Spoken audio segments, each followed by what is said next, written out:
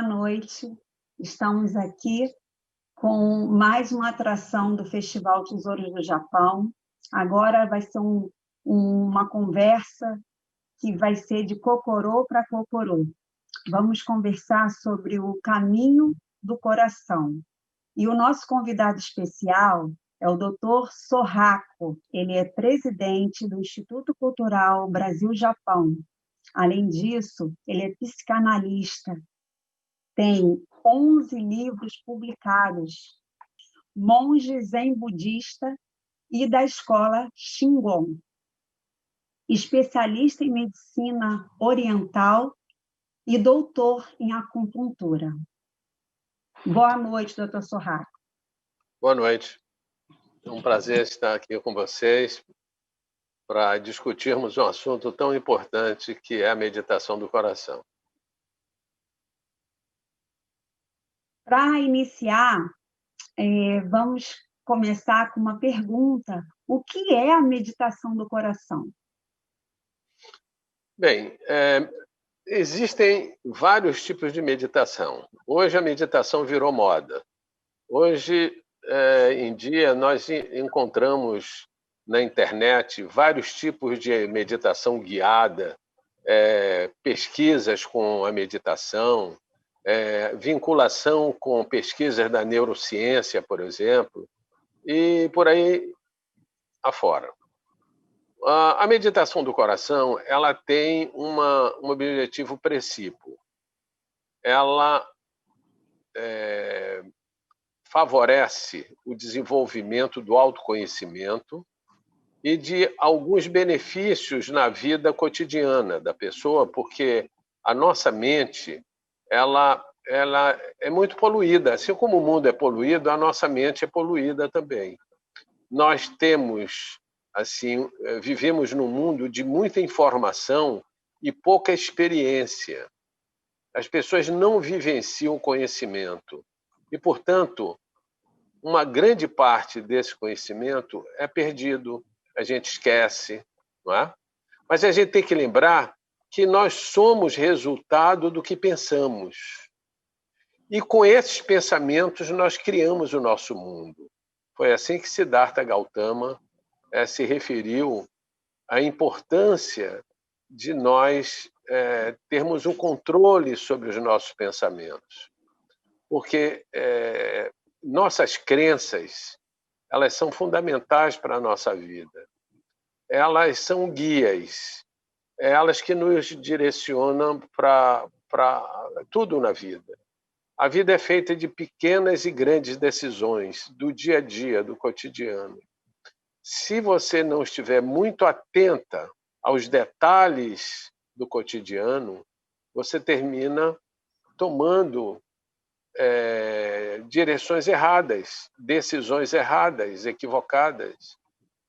Por isso que a atenção à nossa mente, ao nosso mundo interior, é tão importante. Portanto, eu vejo a meditação hoje não como uma técnica para relaxar, para melhorar a situação de estresse que a gente vive. Eu acho que é um caminho do autoconhecimento.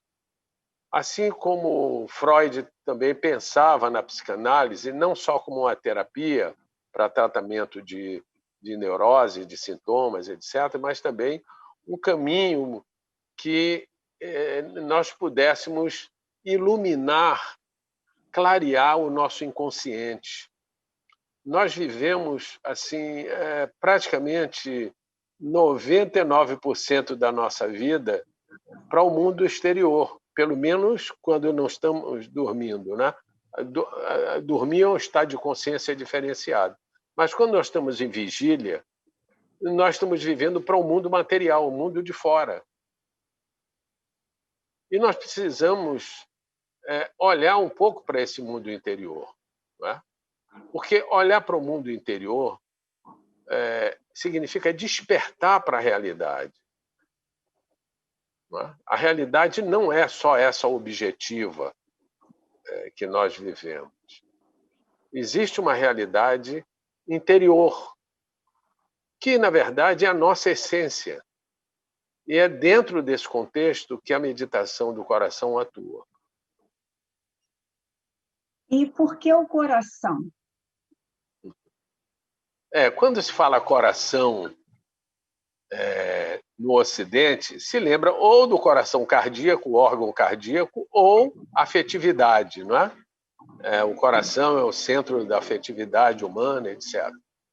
Lá no Japão, e dentro do conceito oriental, coração tem dois sentidos. O coração órgão, em japonês chama shinzo, que é o órgão cardíaco, né?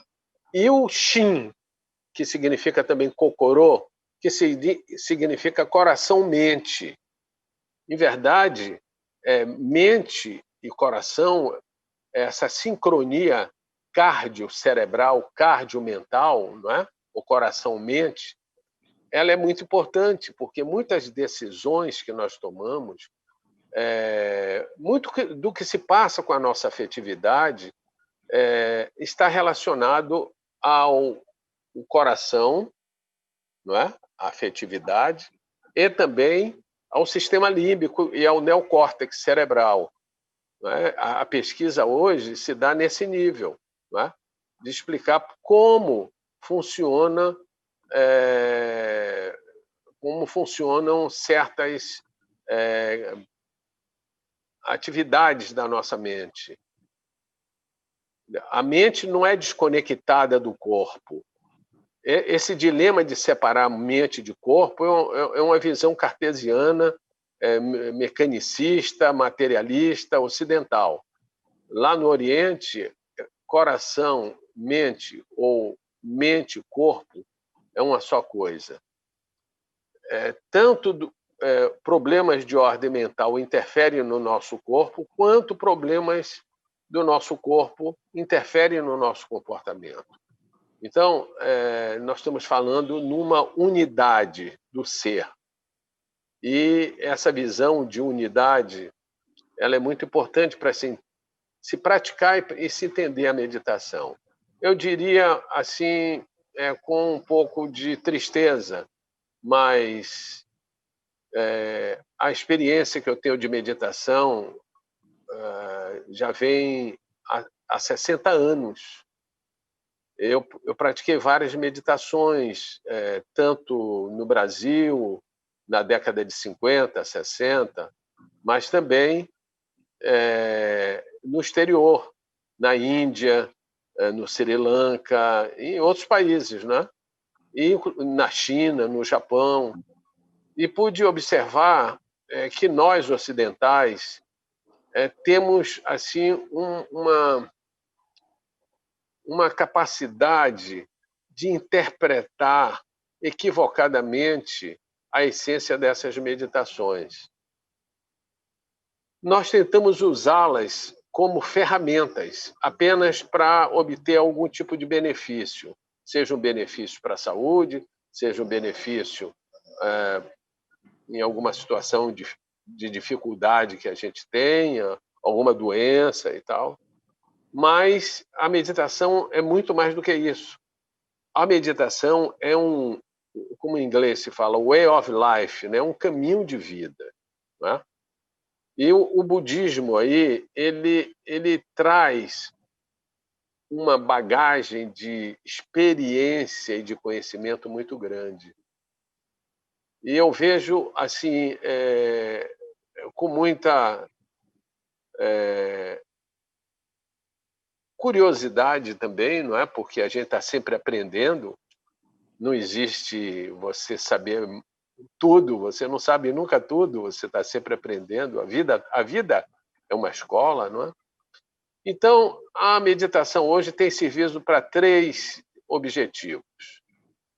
Para o benefício próprio, ou seja, para melhorar a sua situação emocional, para combater o estresse, para melhorar, promover paz, harmonia, bem-estar, e até se fala em felicidade, embora o meu conceito de felicidade não é muito semelhante ao que esses filósofos modernos estão falando aí, não só brasileiros, né? Mas também do exterior. É muita teoria, desculpe o termo chulo, é muito blá, blá, blá, é muita teoria, muitas palavras, muitos conceitos e pouca experiência, pouca vivência. É como se fosse uma mercadoria, que as pessoas terminam vendendo o conhecimento. E é muito comum, as televisões agora estão passando muita gente falando sobre felicidade, sobre bem-estar. E eu recordo que eu perguntei a um deles, assim, você está falando sobre felicidade, você é feliz? Ele me respondeu assim, sou feliz, mas... Quando ele falou mas, eu falei, tá bom, já entendi. O mas que ele estava querendo dizer era o seguinte, depende disso, depende. Então, a felicidade é um estado de espírito, é que você cultiva, não é uma coisa que você aprende, é que você experimenta. É experiência, é sentir, não é pensar. Então, para benefício próprio, a meditação é fantástica, dá resultado. E no Japão chama Jiko Fukushi, ou seja, para ele mesmo. Né? Existe também a meditação, a forma de se praticar meditação, que você, com a sua experiência, tenta ajudar outras pessoas. Não é? Tem gente que, com um mês de prática de meditação, já passa a ser instrutor de meditação. É uma coisa muito interessante. Pessoas sem uma experiência de vida, sem experiência da filosofia, sem experiência do cotidiano no mosteiro ou numa vivência com o mestre, não é? Tem certas coisas que você não aprende por livro, que você não aprende à distância. Você tem que estar próximo daquele mestre, daquela pessoa que você tem que olhar os olhos dessa pessoa, você tem que sentir. Isso você não faz à distância. Não é? Porque senão você vai ter conhecimento, não tem experiência. O moyari, não é? Chama em japonês o moyari, ou seja, ajudar outras pessoas no caminho do autoconhecimento, para promover bem-estar, saúde de pessoas que estão passando certas dificuldades. Você pode também ir por esse caminho. Mas o caminho maior é o benefício para o autoconhecimento. Né? Investir para alcançar o que Freud dizia, iluminar o inconsciente, jogar luz nas trevas do inconsciente. E essa é a nossa missão. Essa consciência cósmica, que eu falo cósmico, porque quando você olha o cosmo, ele é escuro, não é? E as estrelas, o sol, e isso ilumina a escuridão do cosmo, não é? Então, a consciência desse cosmo, essa consciência, Suzuki, um grande pensador zen, professor da Universidade de Otani, falava em inconsciente cósmico, não é? Porque a gente vive muito nos ambientes culturais, não é? Mas a gente se esquece que a gente faz parte de um todo cósmico. E como aplicar essa meditação no mundo atual, face a essa pandemia sem precedentes? O que o senhor pode dizer a respeito disso? Bem, a humanidade já passou por muita desgraça, né? Historicamente. E nós estamos passando por um período também muito difícil. Mas nós estamos passando muito diferente dos nossos antepassados. Hoje nós temos televisão, nós temos mecanismos de comunicação como esse que nós estamos tendo agora, não é? Que a gente pode interagir. Imagine isso há 100 anos, como é que era? Não é? Era uma solidão só. Não é? Então, a meditação do coração, ela utiliza três caminhos. Três caminhos. O caminho da atividade da mente, não é? Da atividade da mente. A outra coisa é o verbo, o que você fala, o mantra, porque o mantra, as palavras que a gente usa em sânscrito, ela protege a mente. E também a ação, não é? Que é representado pelos mudras, pelos movimentos de mão, porque a mão é a parte mais destra do corpo, e nossas ações objetivas a gente faz com as mãos. Né? Então, palavra, pensamento e ação faz parte do que a gente chama-se samitsu. Samitsu. San é 3, mitsu significa aquilo que existe, é óbvio, mas você não percebe. Porque, mais uma vez, a simplicidade talvez seja a mais alta sofisticação e a gente não percebe, a gente complica muita coisa. Então, falar, pensar e agir não pode, tem que ter conexão. Você não pode falar uma coisa, pensar outra e agir de outra forma, porque isso é uma forma esquizoide de viver, uma forma fragmentada. Nós temos que ficar atentos, nós precisamos dar a maior atenção àquilo que a gente fala, àquilo que a gente sente, àquilo que a gente pensa e àquilo que a gente faz, na verdade. A meditação serve para isso. A meditação do coração. Ela é baseada num sutra chamado Sutra da Perfeição da Sabedoria ou simplesmente Sutra do Coração. Então, ajuda a serenar a mente? Sim.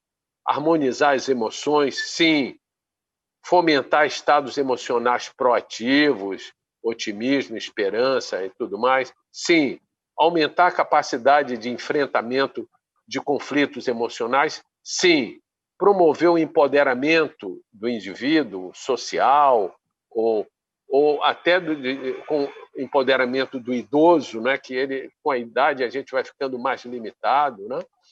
Fortalecer o sistema imunológico, por exemplo, harmonizar o sistema neurovegetativo, implementar bons sentimentos, atenuar estados emocionais negativos como medo, ansiedade, melancolia, irritabilidade, depressão, estresse negativo.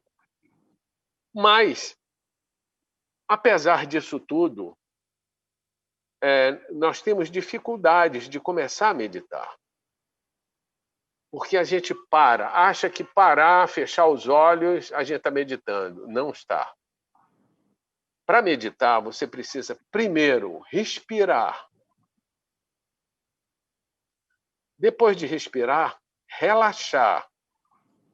E depois de relaxar, aí você começa a entrar nas portas da meditação, que vai da plena atenção das coisas que você vive,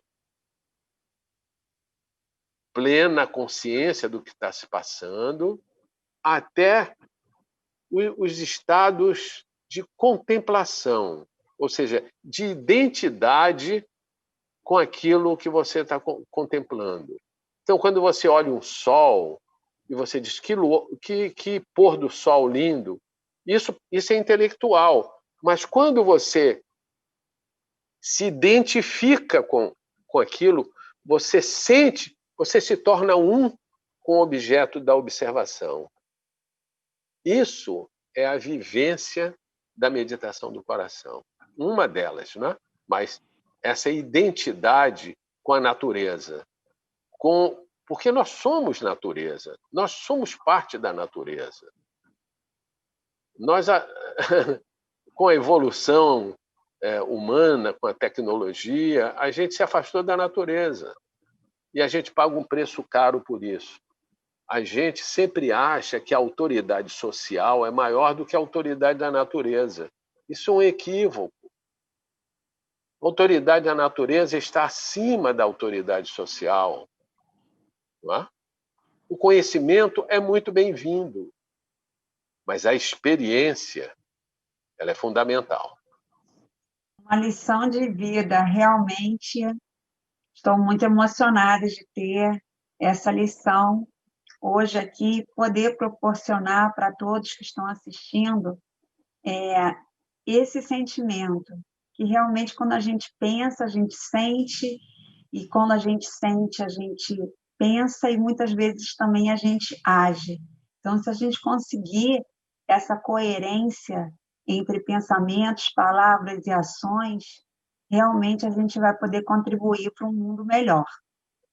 E me diga para a gente finalizar, em relação ao povo oriental e ao povo ocidental, como é a questão da meditação? O senhor, em momento nenhum, disse que para a pessoa praticar a meditação do coração, ela precisa ser budista, ela precisa ter uma religião específica. Isso, todo mundo tem coração. Então, como é meditação do coração, eu acredito que seja democrática para todos.